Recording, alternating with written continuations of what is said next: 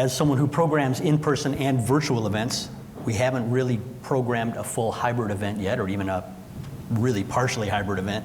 One of the things that's happening is that the last 2 years changed everything in terms of people's ability and willingness to travel. And so just the ability to get speakers, if they can come in remotely.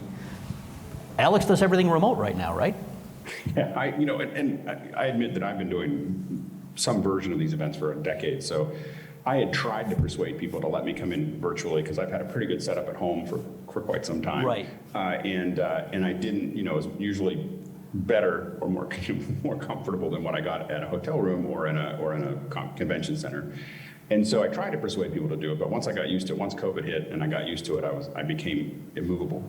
Right, right. In that group, in that area, because it's a much better setup, and we got so used to it. The technology, and a lot of it right now is still a little rough. You can see here we're still kind of cobbling things together. But on some of the larger events that we do, the big advantage is that when you're doing the challenge really is that when you're doing an in-person event, you're basically cutting out 99.99999% of the world. Your addressable market has been shrunk down to just the tiny group of people that can actually come to the event. The problem with hybrid that we found over the last decade is that if you have people in the room, you're fighting a million years of evolution, in the sense that the people that are speaking are going to look at the people who are in the room. That immediately puts the hybrid audience, the online audience, in the back of the room. What's interesting that we found over the last decade doing these events, not so much in the last 2 years, but in the last decade, was that people wouldn't complain. In fact, they even give us good marks, but they wouldn't come again.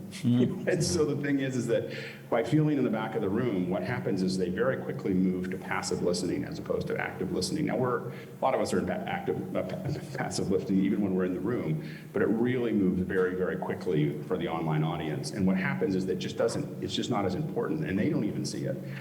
But the event becomes less and less important to them, less and less of a push for them to go to. So that's why we really started pushing more towards digital first events where they really feel like they're in the front. What we want to do is give them a front row experience, both to the speakers as well as to for the audience.